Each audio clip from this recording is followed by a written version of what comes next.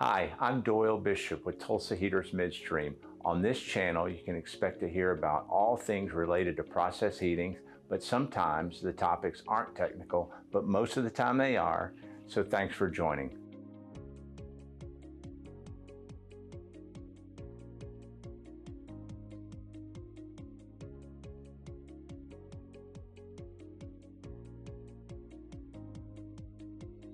Hi, I'm Doyle Bishop, Tulsa Heaters Midstream. Today, I want to step you through what happens when you start a heater up.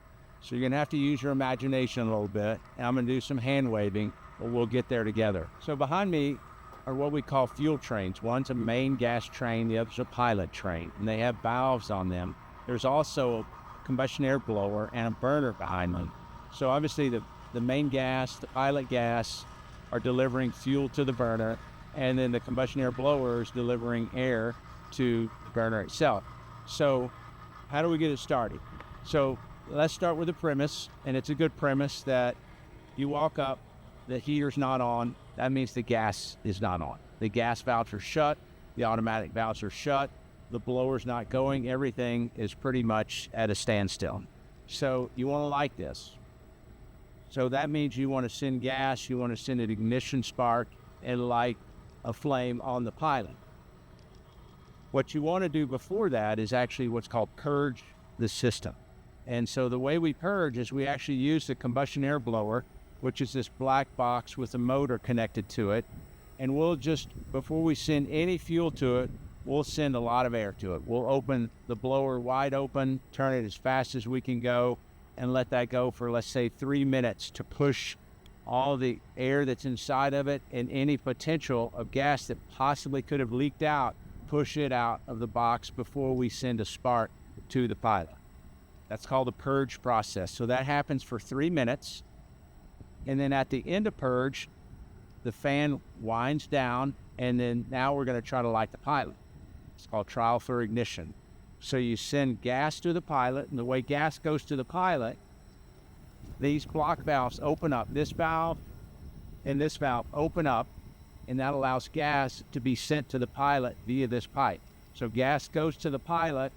Simultaneously, you look here, there's a giant transformer in here. We send about 30,000, probably 10,000 volts to the pilot igniter. So you got gas, you got 10,000 volts, you get a little spark, and then the pilot lights up. So the way that we know that the pilot will light up, if you can look through, you can see the purple scanner there. That purple scanner is looking at the pilot. It's a UV scanner, and it says, hopefully it says, yes, I have flame. Once it says I have flame, that means the pilot is firing, and you can bring the main gas on. Now, all this is done automatically. It's not anyone out there with a valve or really pushing buttons. It all happens in sequence automatically. So you have pilot flame on, the scanner says you've got flame, it's happy. Now let's bring the main gas on. This is the main gas here. This is a shutdown valve. This is a shutdown valve. These pop open, and then the control valve says, hey, I'm going to go to a minimum fire position.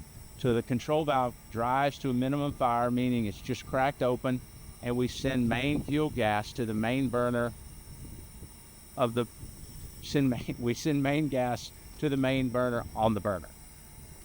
We got another scanner that's looking for that flame. There's 2 scanners on the burner. It's looking for flame for main gas. Hopefully it sees it. The pilot lights the main gas. The scanner sees the main flame, and everybody's happy. So we have main flame on, we got pilot gas on, and then now we're ready to go on temperature control. Usually it steps up slowly. This control valve slowly begins to open. We ramp up on temperature, and then we go into automatic mode, and we have process temperature maintained coming out of the heater. Hey, thanks for joining. If you enjoyed this episode, hit like or subscribe to get more information about process heating and Tulsa Heaters Midstream.